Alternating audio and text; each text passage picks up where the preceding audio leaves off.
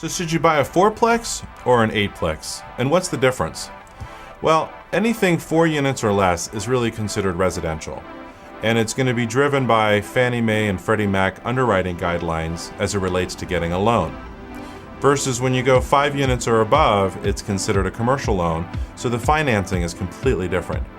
It wasn't that long ago when the LA market was at its all-time peak, probably around 2006, 2007, when you could actually buy a fourplex. Let's say it was on the same block as an 8 unit, same condition, similar year built. You could actually buy either building for about the same price.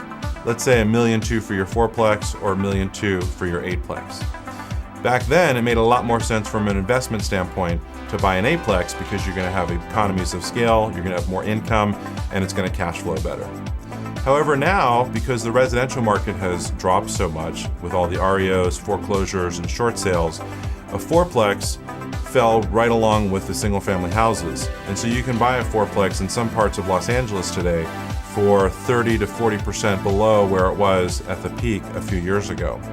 So in my opinion, it makes more sense today to buy a fourplex from a standpoint of cash flow. You can actually buy a fourplex that will have a decent cap rate, unlike in an eightplex where you're going to have a very low cap rate and difficult time cash flowing, unless of course you're buying it all cash.